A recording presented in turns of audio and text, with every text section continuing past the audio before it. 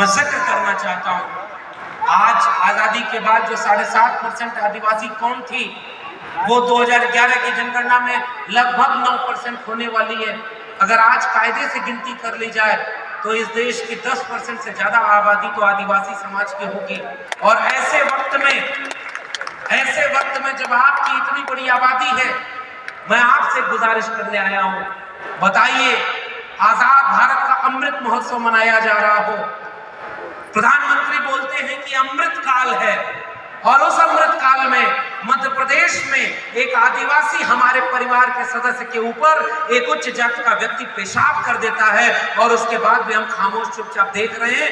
ये अपमान अमृत काल में किसको मिला? आदिवासी होने को मिला। और उससे बढ़ के अपमान आज यहाँ पर हम खड़े हैं और विश्व आदिवासी दिवस मना रहे हैं। ये दिन मनाना, ये उत्सव मनाना तब तक अधूरा माना जाएगा अगर हम यहाँ खड़े होकर मणिपुर में लड़ रहे अपने भाई बहनों के साथ नहीं खड़े होते। छत्तीसगढ़ से एक पैगाम जाना चाहिए।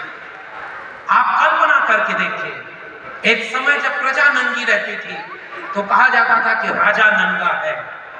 मैं आज एक सवाल छत्तीसगढ़ से उठा रहा हूं कि अगर हमारे परिवार के किसी माँ बहन बेटी के कपड़े उतारे गए तो हमने ये कहा, ये महसूस किया कि वो हमारे लिबास से उतारे गए और इस देश को नंगा कर दिया उन तस्वीरों ने।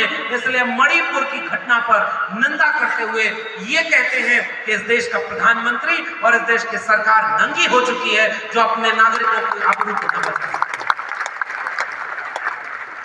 किसी क्रिकेटर का अंगूठा टूट जाए तो ट्वीट करने के लिए प्रधानमंत्री के पास समय होता है।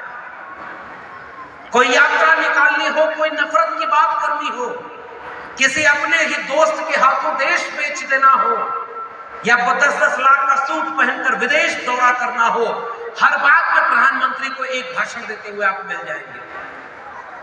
प्रधानमंत्री को झूठ बोलना हो कि मेरी सरकार बना दो, मैं 2-2 करोड़ रोजगार दूंगा, 15 लाख रुपए घर घर पहुंचाऊंगा, स्मार्ट सिटी बनाऊंगा, स्मार्ट गांव बनाऊंगा, पेट्रोल की कीमत आधी कर दूंगा, गैस सिलेंडर की कीमत आधी कर दूंगा, महंगाई से बहुत हुई मार, अब की बार फलाने की सरकार। झूठ बोलने का इतना समय जिसके पास है, वह प्रधानमंत्री 3 महीने से ज्यादा हो गया मणिपुर पर एक लफ्ज नहीं बोलता है। इसलिए छत्तीसगढ़ से हम उसके लिए लानत भेजते हैं कि प्रधानमंत्री को शर्म आनी चाहिए। अगर आपको अपने नागरिक के हक अधिकार की लड़ाई के सामने चुप रहना चुना है तो हमने भी अपने प्रधानमंत्री के सामने बगावती होना चुना है, और हम ये बगावत करते रहेंगे क्योंकि ये अपमान हमें महसूस होता है कि जिस रात वो वीडियो वायरल हुई उस रात हमें नींद नहीं आई। मुझे नहीं पता कि अपने करोड़ों रुपए के महल में, करोड़ों रुपए की गाड़ी में बैठकर जब वापस पहुंचे होंगे तो इस देश के प्रधानमंत्री को नींद आई होगी कि नहीं, ये हमें नहीं पता। मगर आपकी चुप भी बताती है कि ये सब कुछ आपके इशारे पर हो रहा है। मणिपुर की आग आपने लगाई है क्योंकि आप इस देश के आदिवासियों के ऊपर लगातार हमला करना चाहते हैं ताकि उनकी जमीन को किसी और के हाथों बेचा जा सके। इसलिए विश्व आदिवासी दिवस अगर हम भारत में मना रहे हैं, हम छत्तीसगढ़ में मना रहे हैं, तो इस मंच से उन लड़ने वाले लोगों को भी हमारा एक पैगाम जाना चाहिए। जैसे यहां से पैगाम जाना चाहिए कि बस्तर के जंगल में अगर कोई फेक एनकाउंटर में मारा जा रहा है, कोई आदिवासी नक्सली बनाकर गिरफ्तार कर लिया गया हो, या किसी को गोली मार दे इस देश के लोग, तमाम संस्थान, और जब बाद में पता लगे कि जिसको आप नक्सली कह रहे थे वो तो मिस्टेकन आइडेंटिटी है, लेकिन मार दिया तो मार दिया, उस पर कोई माफी नहीं। आज भी हसदेव के जंगलों से लेकर के जंगल जमीन बचाने के लिए अगर आदिवासी लड़ रहे हैं तो एक नागरिक होने का फर्ज यह है कि मैं लड़ते हुए नागरिकों के साथ खड़ा हूं और मैं कहूं कि उन आदिवासियों के संघर्षों में मैं भी शामिल हूं, तभी इस आदिवासी दिवस को मनाए जाने की कोई। ये अगर अमृत महोत्सव आजादी का है तो किसके लिए है? जिसके सर पर कोई आज भी पेशाब कर देता है। किस चीज का नशा इतना ज्यादा है कि तुम इंसान को पहचान नहीं पाते कि तुम क्या कर रहे हो? और पेशाब करने के बाद क्या हुआ? पेशाब किया ऊंची जाति के व्यक्ति ने, और उस व्यक्ति का पैर कौन धो रहा है? एक ओबीसी मुख्यमंत्री पैर धोने बैठ गया। अरे अच्छा होता ओबीसी समाज का ये अपमान क्यों कराते हो? अच्छा होता कि जिसके मन में, जिसके सीने में आज भी सामंती ठसक जाति की है, उसी को कहते कि तुम अपने गुनाहों की माफी मांगो, तब जाकर के हम तुम्हें माफ करेंगे। अगर ऐसा नहीं है तो इस अपमान को हम भूलेंगे।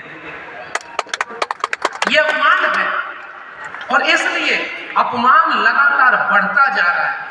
और आज के दिन तो इस देश के प्रधानमंत्री, गृह मंत्री, सब लोग बधाई दिए होंगे आपको।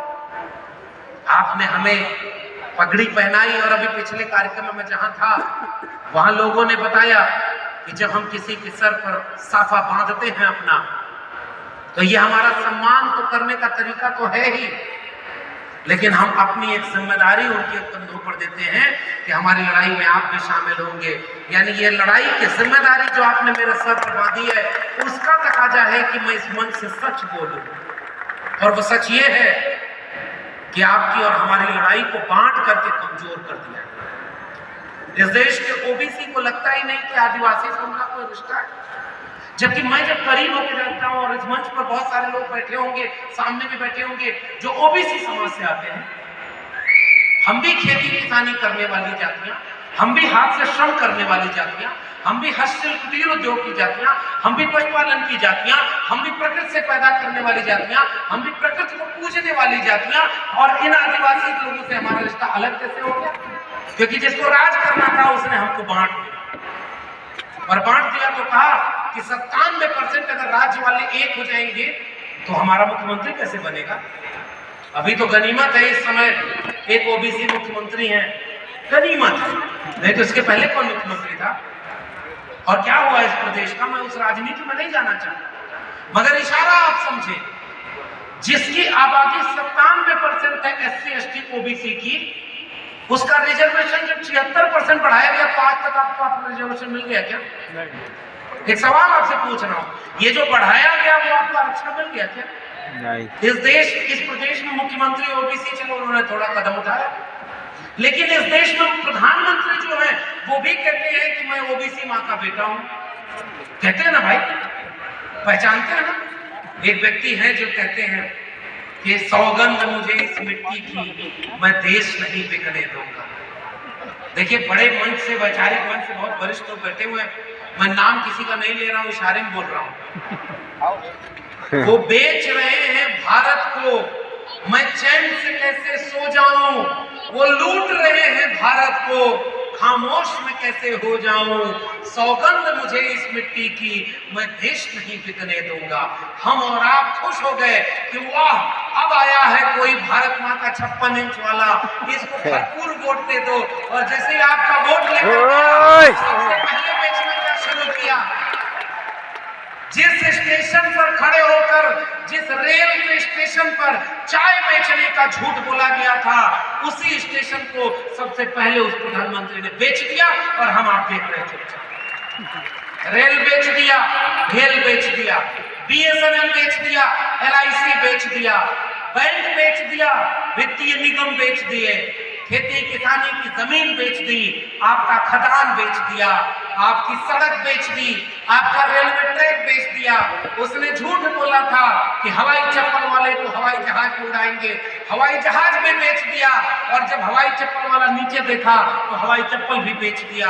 इतना बेचा और बेचते बेचते अपने दोस्त को दुनिया का दूसरा सबसे अमीर आदमी बना दिया। और आज इस देश में टमाटर 250 रुपए किलो, LPG गैस 1200 रुपए किलो, पेट्रोल 100 रुपए से ऊपर, डीजल 100 रुपए के करीब, सरसों का तेल 200 के ऊपर, और सब कुछ बेचते बेचते उसने एक नारा चला दिया था, हमारा क्या है जी, हम तो फकीर आदमी हैं, झोला लेके चल देंगे। अरे भाई, ओके, सही बात, सही बात। आपको आगाह करने आया हूं।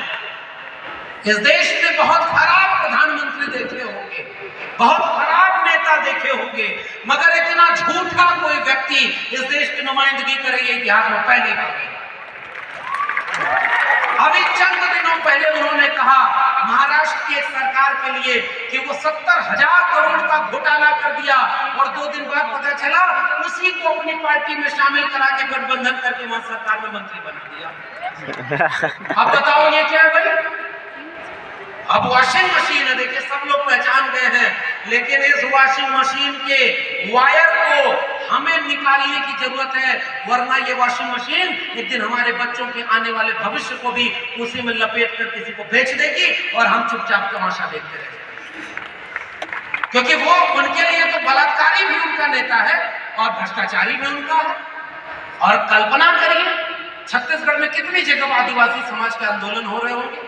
अब आप अपना और हमारा हिसाब देखिए, हम भी आपकी तरह शामिल हैं। ऐसा नहीं है कि इस देश का ओबीसी समाज कोई बहुत जागरूक हो गया। आज भी इस देश में सबसे ज्यादा अंधविश्वास और पाखंड सबसे पहले कहां घर कर गया है, वो हमारे ही घरों में तो गया है, हमारे ही यहाँ गया। अचानक आप कल्पना करिए, जब खेती किसानी करते थे जो लोग, हाथ से श्रम करके मेहनत करके खाते कमाते थे, कोई आया उसने कहा कि अच्छा तुम खेती कार्य करते हो, तुम शूद्र हो गए। अच्छा तुम व्यापार कर रहे हो, तुम वैश्य हो गए। अच्छा तुम शासक हो, तुम क्षत्रिय हो गए। फिर सब लोगों ने मिलकर और आप तो कहे हम सबको बता रहे हैं कि किसको क्या करना चाहिए, इसलिए हम सबसे ऊपर। इससे भी पेट नहीं भरा तो उसने और हायरार्की बनाई, तुम गुलाम बन के रहा करो क्योंकि तुम पैर से पैदा हो, तुम थोड़ा ऊपर चंगे से पैदा हुए हो, तुम क्षत्रिय ताकतवर, तुम भुजाओं से पैदा हुए हो। और सबने मिलकर पूछा हुजूर आप, तो उन्होंने कहा हम मुख से पैदा हुए। दुनिया में इंसान एक तरह से पैदा होता है, हमारे यहाँ ऐसे बंटवारा। भाई ऐसा बंटवारा हमें नहीं चाहिए। हम सब एक जैसे पैदा हुए हैं। हमारा पुरखा कबीर कहता है, एक बूंद एक मलमूत्र, एक काम एक गुदा, यानी सब एक बूंद के सब उत्पन्ना कौन बाबन कौन सुधा। हम सब बराबर हैं। और छत्तीसगढ़ की धरती पर गुरु घासीदास के वाक्य को याद करिए कि मानव मानव एक समान का पैगाम देने वाले हमारे पुरखे थे, जिनको हम आज याद करें। हम तो मोहब्बत की बात करने आए और तुम बांटने के ऊपर आ गए। ओबीसी को ओबीसी से बांट दिया, ओबीसी में अलग अलग जातियों को बांट दिया। दुनिया में इतनी जातियां कहीं नहीं है भाई जितना आपके यहाँ हमारे यहाँ बनी, और सबको एक एक भगवान दे दिया, सबको एक एक भगवान। और मैं तो ओबीसी समाज के लोगों से कहता हूँ, पीला गमछा है, धर्म के खिलाफ ज्यादा नहीं बोलता हूँ क्योंकि अभी वापस निकल के कहीं और किसी कार्यक्रम में भी जाना है। और आजकल का माहौल आप देख ही रहे, आपके यहाँ तो फिर भी थोड़ी गनीमत है लेकिन भरोसा ज्यादा है नहीं। हमारे उत्तर प्रदेश में आइए, दो चार बात ऐसी तार्किक बोलकर जाइए, शाम को अगर आपके घर पे बुलडोजर न चल जाए तो ये है आजादी का अमृत महोत्सव मनाने वाला देश। जिन कानूनों पर आतंकवादियों को जेल में भेजा जाना था, उन कानूनों पर आज प्रोफेसर, डॉक्टर, इंजीनियर और वकील जेल में कहते हैं। ये है अमृतकाल का भारत। हमारे और आपके लोग जेलों में बंद हैं, और वो किसके लिए जेल में बंद है? इसलिए क्योंकि हम बटे हुए। तो वो जो खतरा है मेरे भाइयों बहनों, मैं ज्यादा वक्त नहीं लूंगा, बहुत वरिष्ठ मंच है, बहुत वरिष्ठ लोग बैठे हुए हैं, उनको बहुत सारे लोगों को आपने सुना और सारे लोगों को आप सुनेंगे।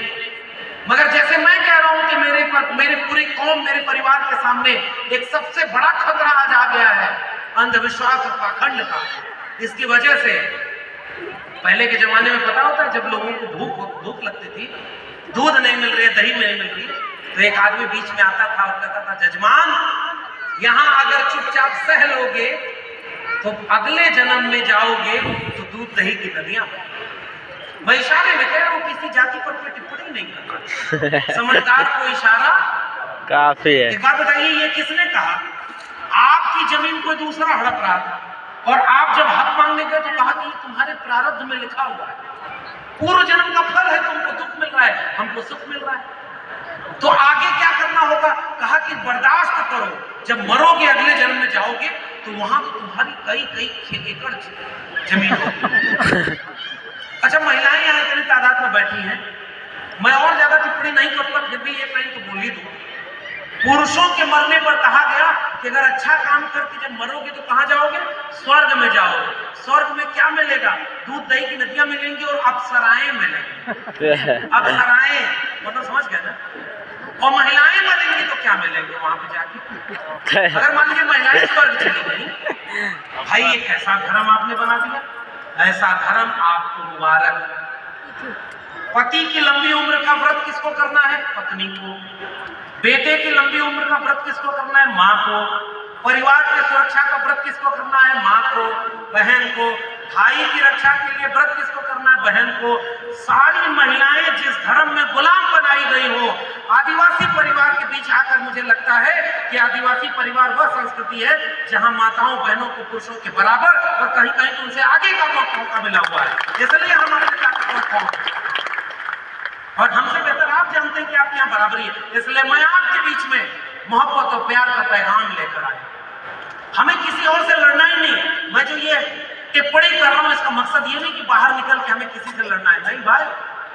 हमें केवल इतना जाना है कि हमारा क्या छीना जा रहा है, हमसे क्या लूटा जा रहा है, और ये लूट क्यों हो रही है?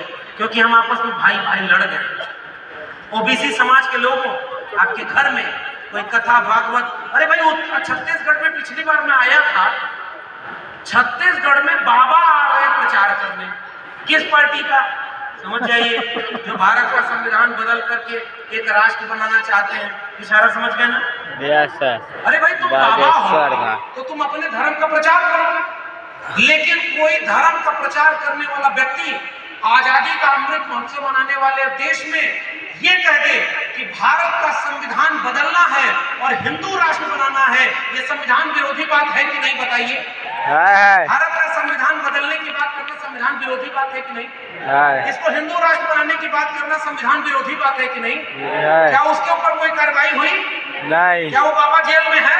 नहीं। नहीं भाई, बड़े बड़े मंत्री विधायक आरती की थाली लेकर उसको बुला रहे कि बाबा आओ, हो सकता है इस बार वाला चुनाव आपके चुनाव जीत जाए, कथा भागवत करके चुनाव जीता जाए। हमारे पुरखे तिलका मांझी, बिरसा मुंडा, और उनके बाद जब मैं अपने नायकों की श्रृंखला देखता हूं तो मैं देखता हूं कि उसमें एक नाम है हमारे पुरखे का, जिसका नाम है जयपाल सिंह हुड्डा। आदिवासी दिवस मनाने वाले लोगों, घर घर जाना, अपने बच्चों को एक वाक्य पढ़ाना, जैसे बिरसा मुंडा ने कहा था कि जल जंगल जमीन हमारी है और इस जल जंगल जमीन पर हमारा हक होगा। और इस पर जो दिक्कू आ गए हैं, वो दिक्कू वो थे जो कुछ भारत के लोग घुसपैठ कर रहे थे और कुछ विदेशी आ गए थे। उन दोनों को दिक्कू बना करके इल्गुलान का आगाज करने वाले हमारे नायक बिरसा मुंडा की मशाल आज जल रही है, मगर हमने अपने हाथ में उस मशाल को पकड़ने से मना कर दिया। ये कड़वी सच्चाई। आज वो इल्गुलान की मशाल हमारा इंतजार कर रही है कि जितना दिक्कू बिरसा मुंडा के समय आदिवासियों की जल जंगल जमीन छीन रहे थे, उससे ज्यादा दिक्कू तो आज आपकी जल जंगल जमीन छीन रहे। भाई, पेशा कानून क्या है हमसे बेहतर आप जानते हैं।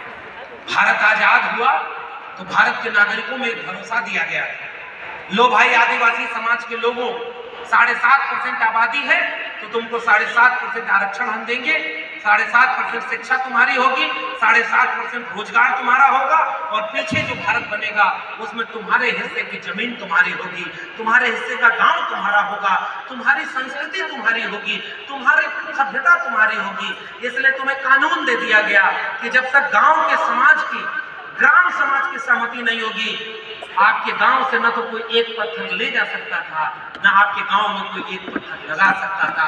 बताइए, उस कानून को आप जानते हैं? जानते हैं ना उस कानून को? पेशा कानून को जानते हैं? आजादी का अमृत महोत्सव मनाया जा रहा है, बताइए क्या पूरे भारत में पेशा कानून लागू हो गया था? लागू नहीं हो रहा तो कौन रोक रहा है?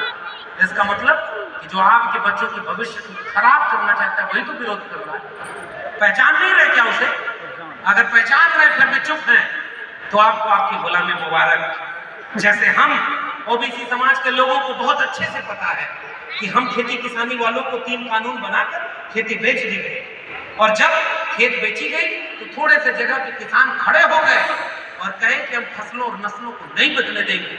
13 महीने 750 दिन 750 लोग शहीद हो गए, और 56 इंच वाले व्यक्ति को, शेर जो था उसको झुका दिया और अपना किसानों का कानून वापस करा लिया।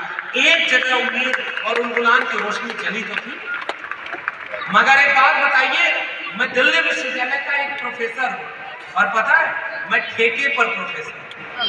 ठेके पर प्रोफेसर मतलब जानते हो? आज है कल नहीं है। वैसे तो देखिए, अगर मैं बाबा होता तो मैं प्रवचन ये करता कि ये दुनिया ही नश्वर है, ये दुनिया ही ठेके पर चल रही है। आप आज पैदा है कल मर जाएंगे, आप नौकरी परमानेंट लेकर क्या करेंगे? भाई मान लीजिए वो बाबा होगा तो नहीं ना बोलता, यस और मैं बाबा होकर के धीरे धीरे अगर ऐसा व्यक्ति होता जो रेलवे स्टेशन पर चाय बेचता, 35 साल भीख मांगता, मेरी पढ़ाई लिखाई नहीं होती और जब देश का प्रधानमंत्री बन जाता तो कहता कि आपको आपके देश में सोने की चिड़िया बन गया है, दुनिया में डंका बज रहा है, गर्व से कहो कि तुम भारत में पैदा हुए हो। और जब आप एकदम प्रधानमंत्री का भाषण सुन के घर लौटे तो आपका बेटा पूछा हमारे स्कूल की फीस नहीं भरे हो इस महीने की, वो कौन देगा? घर में माताएं बहनें कहीं कि टमाटर 250 रुपए किलो था, पाव भर ही ले आए होते, पेट्रोल के बिना गाड़ी रुक गई है, सरसों के तेल की बजाय सब्जी में तड़का लगना भूल गया है, और उसके बाद भी आप घर में कह रहे थे कि मैं भारतीय हूँ और आपका चूल्हे की आग धीरे धीरे कम होने लगी, आपके बच्चे की शिक्षा बिक गई और हम और आप किसी झूठ में चुपचाप ताली बजाते रहते। ये कौन लोग बैठे हैं? वो जानते हैं कि हम और आप मानसिक रूप से गुलाम हो सकता है मेरी बात आपको खराब लगे, लेकिन अगर मैं ये बात नहीं बोल के जाऊंगा तो मैं कोई अच्छी अच्छी मीठी मीठी बात गौरव वाली कर दूं और आप भी खुश हो जाए, मैं भी खुश रहूं, और मेरे जाने के बाद आप कहें बड़ा बढ़िया बोलता है, लेकिन मेरी बात का कोई मतलब नहीं निकलेगा, इस आयोजन का कोई मतलब नहीं निकलेगा अगर यहां से लौटने के बाद आप अगर जागरूक नहीं होंगे। ये जरूरी सवाल है। कोई आ रहा है और अंधविश्वासी बनाकर आपकी संपत्ति लूट ले रहा है और आप धर्म के नशे में। हमारे गांव में भैंस चुराने आते थे लोग, अंधेरे में जब भैंस चोरने आते थे तो भैंस की गले में घंटी होती थी। ये कहानी बहुत गंभीर पैगाम है मेरे इस देश के कमेरा लोगों आप सब के लिए। और मैं चूंकि आदिवासी मंच पर बोल रहा हूँ, मैं पिछले दिनों एक ओबीसी मंच पर था, वहां भी ये बात बोल के आया। मैं दलितों के बीच जाता हूँ, वहां भी ये बात बोल के आता हूँ। हम सब का दर्द एक है, इसलिए हम सब की दवा भी एक ही है, और हम सब मिल जाएंगे तो बीमारी का इलाज कर लेंगे। बिखरे रहेंगे तो कोई इलाज ना हो। एक बार मैं अंगूर खरीदने गया, मैं सोचा कि अपने पिता को खुश कर दूं, मैं कम पैसे में ज्यादा अंगूर ले आया। पिता ने पूछा कि क्यों इतना ऐसा अंगूर ले आए? मैंने कहा ये अंगूर 10 रुपए किलो था। उन्होंने कहा दूसरा कैसा था? मैंने कहा वो गुच्छे में था, लेकिन कीमत कितनी थी? वो 20 रुपए किलो था। मेरे पिता ने कहा कुछ समझे? मैंने कहा नहीं। उन्होंने कहा कि अगर गुच्छे में रहोगे तो औकात ज्यादा रहेगी, अगर टुकड़े में बिखर गए तो यूं ही औने पौने दाम पर बेचे और खरीदे जाओगे। इस देश में एससी, एसटी, ओबीसी और कमेरा लोग बिखर गए, इसलिए आज सारे मारे जा रहे हैं। कोई थोड़ा ज्यादा मारा जा रहा, कोई कम मारा जा रहा, कोई आज मारा जा रहा, कोई कल मारा जाएगा। किसी आदिवासी के बस्तर में मारे जाने पर मेरे उत्तर प्रदेश के लोग चुप थे। किसी मणिपुर में आग लगाए जाने पर मेरे दक्षिण के लोग चुप थे। किसी हसदेव के जंगल की लड़ाई को मेरे उत्तर प्रदेश के लोगों ने अपनी लड़ाई नहीं माना। मेरे दिल्ली में जब शिक्षा बेची गई तो मेरे छत्तीसगढ़ के लोगों को पता ही नहीं चला कि नई शिक्षा नीति आकर के कब शिक्षा को महंगा कर गई। सब चूंकि अपनी अपनी लड़ाई लड़ रहे थे, सब एकजुट होकर के कोई एक लड़ाई लड़े नहीं। राष्ट्र होने का मतलब क्या है भाई? राष्ट्र होने का मतलब साझा सुख और साझा दुख।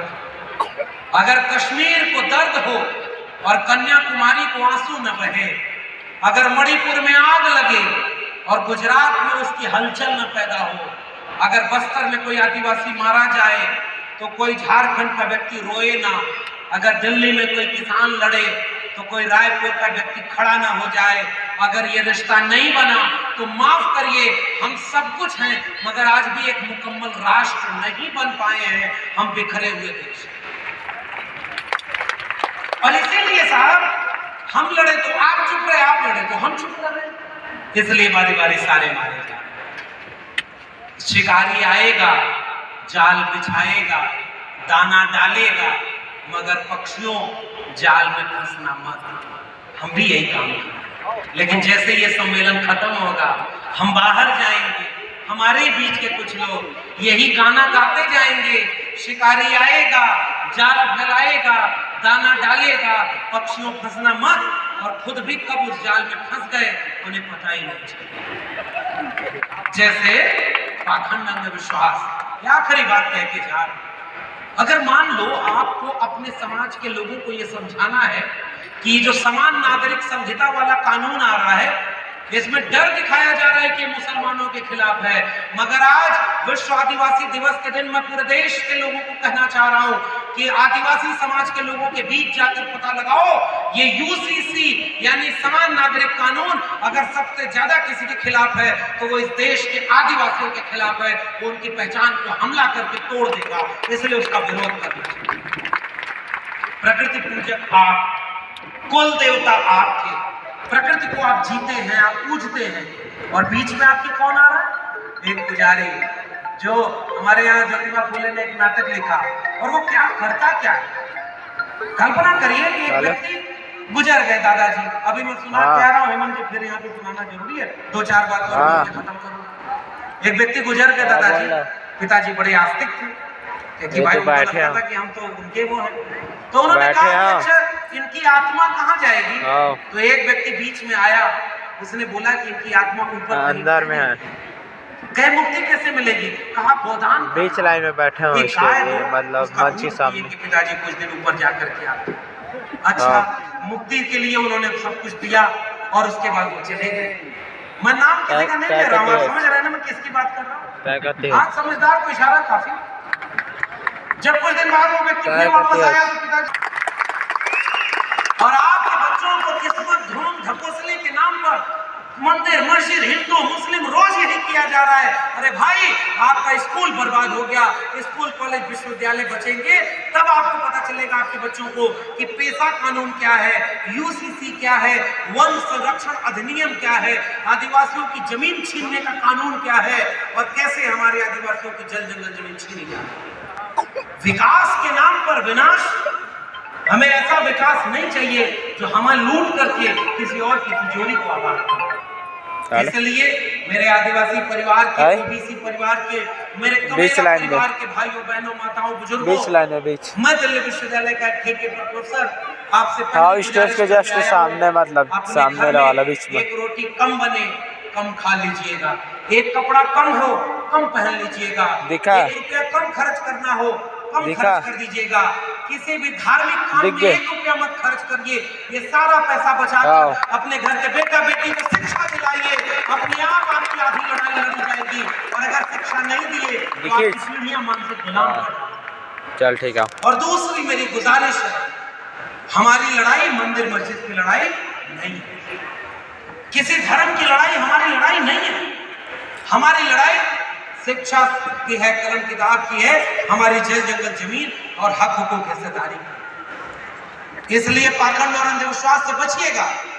कोई भी हमारे यहाँ जादू दिखाने आता था, मेरे पिताजी पहले से ही थोड़ा खुराफाती थे, थोड़ा समझ गए थे ये सारी बातें, तो वो मिट्टी उठाता था और ऐसे मंत्र फूंक करके उसका पैसा बना देता था। और जब जाने लगा तो सबसे कहा 10-10 रुपया दीजिए, मैंने आपको जादू दिखाया। मेरे पिताजी ने उसका हाथ पकड़ के कहा कि जब तुझे मिट्टी से पैसा बनाने की कला आती है तो तू खुद मिट्टी से पैसा क्यों नहीं बना लेता? तो भीख मांगकर हमारे ऊपर क्यों गुजारा कर रहा है? कुछ पैसा बना ले, हमको भी दे और अपना भी घर चलाए।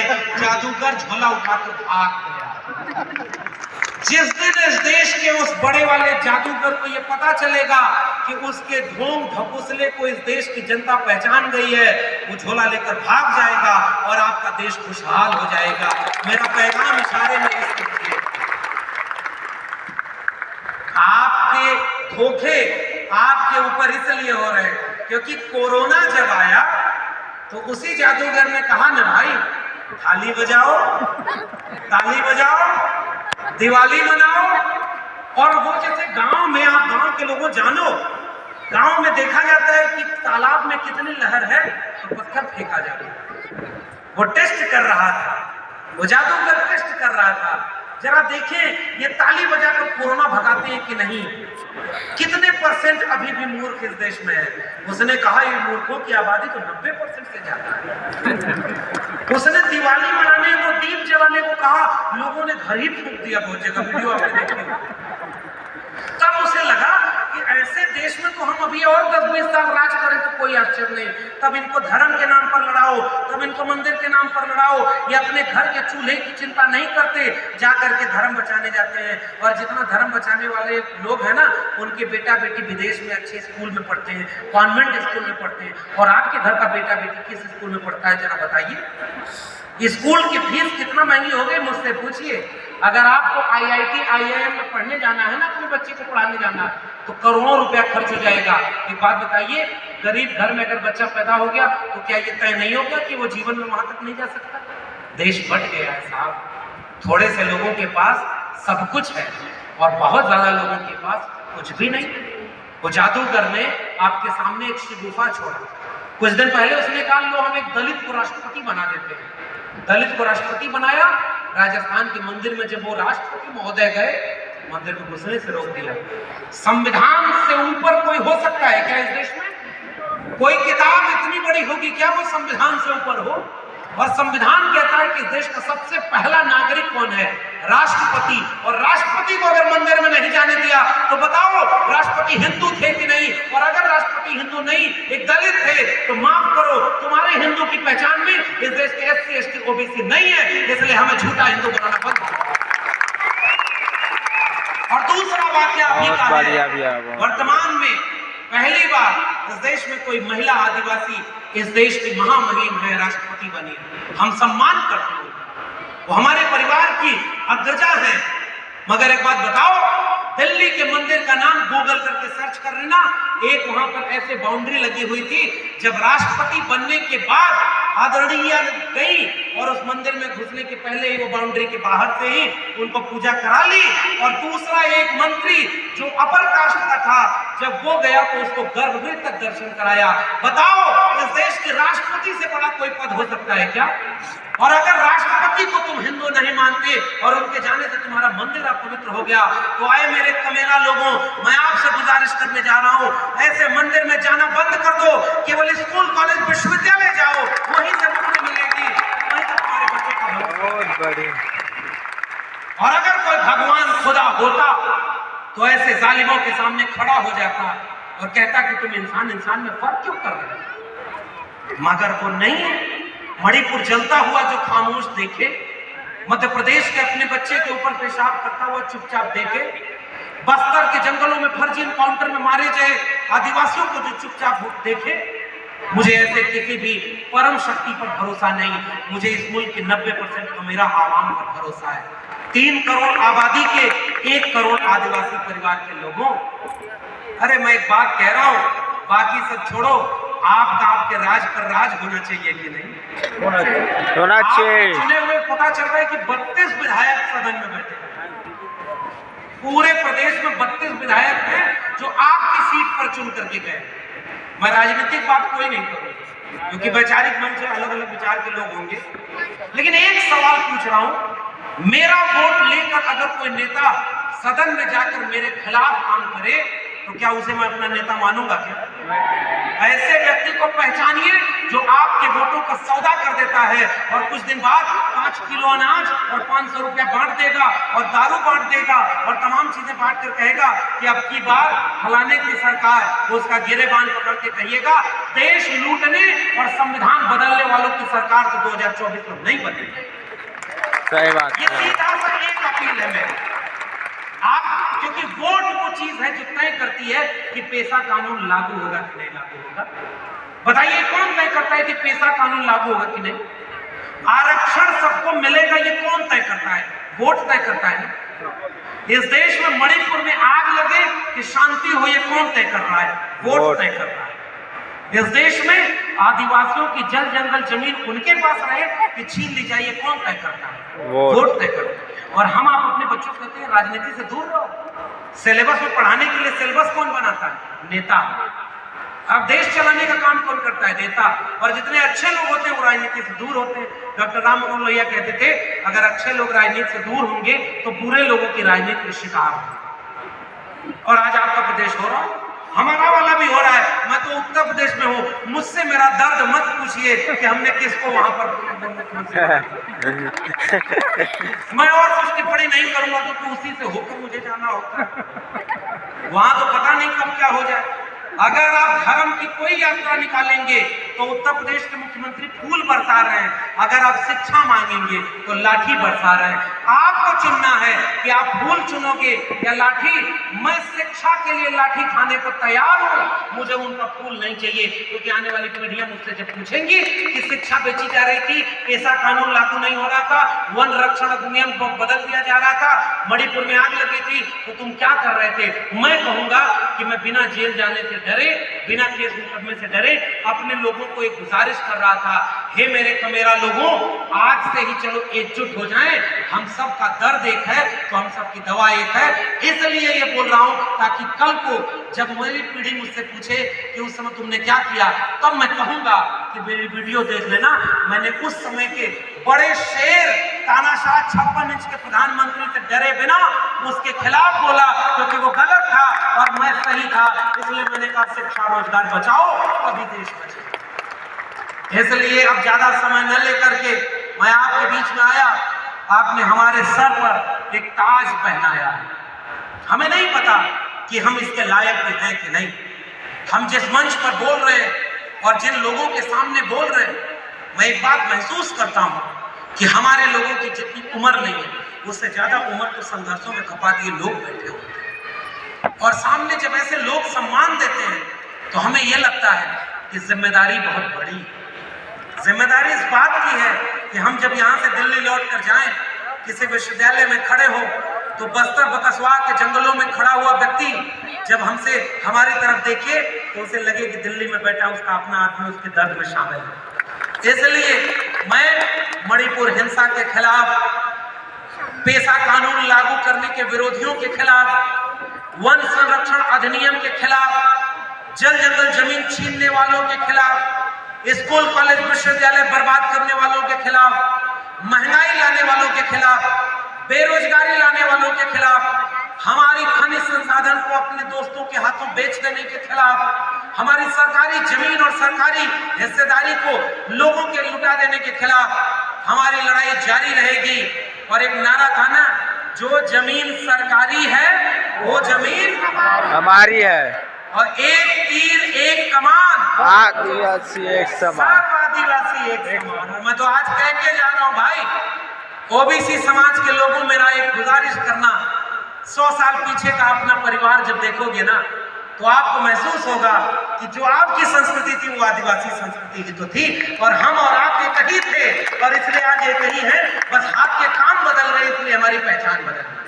हम भी हाथ से श्रम करने वाले, आप भी हाथ से श्रम करने वाले, हम भी प्रकृति को पूजने वाले, आप भी प्रकृति को पूजने वाले, हम भी आडंबर ढोंग ढकोसला किनारे करने वाले और आप भी उसको किनारे करने वाले। बीच में किसी घुसपैठिए को मत आने दीजिएगा, अपनी पहचान से खिलवाड़ मत होने दीजिएगा। मेरी गुजारिश, मणिपुर की बहनें हमारा इंतजार कर रही होंगी कि हमारे लोग जो आज उनके कपड़े उतारे गए, हम तो कपड़े पहने हुए हैं और हमको पता है कि वहां गलत हो रहा है, फिर भी हम उत्सव मना रहे। लेकिन मुझे पता चला और जानकर खुशी हुई कि छत्तीसगढ़ के सर्व आदिवासी समाज ने इस बार के 9 अगस्त को उत्सव की तरह नहीं, आक्रोश की तरह मनाने का फैसला किया है। और इस आक्रोश में मैं भी शामिल हूं और मैं आपकी आवाज में आवाज बना रहा हूं। हमारा आक्रोश रुकना नहीं चाहिए, हमारा आक्रोश तब तक कायम रहे जब तक संविधान को बदलने की बात करने वालों को हम सत्ता बदल करके बेदखल न कर दें, तब तक इस आक्रोश को झुकने मत दीजिएगा। भारत का संविधान बचा रहेगा। तिलका मांझी, बिरसा मुंडा, जयपाल सिंह मुंडा और शहीद वीर नारायण सिंह जी और तमाम पुरखों की विरासत, बाबा साहब डॉक्टर भीमराव अम्बेडकर, डॉक्टर राम मनोहर लोहिया की विरासत हमें मिली है। तो जिस सीढ़ी से हम चलकर आए वो तोड़ी जाएगी तो दर्द होना चाहिए। अगर दर्द नहीं है तो हम और उस गुनाह में शामिल हैं। चुपचाप कोई तमाशा नहीं देखा जा सकता। इसलिए मुझे बिरसा मुंडा के हाथ की गुलगुलान वाली मशाल दिखाई दे रही है, मुझे जयपाल सिंह मुंडा की संविधान सभा में दी गई वो स्पीच दिखाई दे रही है, मुझे सीधो कानून कहीं से पुकारते हुए नजर आ रहे हैं, मुझे तिलका मांझी टंडिया मामा कहीं दिख रहे हैं, मुझे वीर नारायण सिंह जी कहीं पुकारते हुए दिख रहे हैं कि ऐ मेरे लोगों, कब तक खामोश होकर चुपचाप देखोगे तुम्हारा संविधान बदलने की बात हो रही है, तुम्हें हिंदू राष्ट्र बनाने की बात हो रही है, तुम्हारा सब कुछ छीना जा रहा है, सब कुछ बेचा जा रहा है, कब तक चुप बैठोगे? मैं अपने पुरखों से आंख में आंख मिलाकर आने वाले कल में कह दूंगा कि मैं उस समय चुप नहीं था, मैं आक्रोश रैली में शामिल था। जय भीम, जय मंडल, उल गुलाम जिंदाबाद, इंकलाब जिंदाबाद, संविधान जिंदाबाद।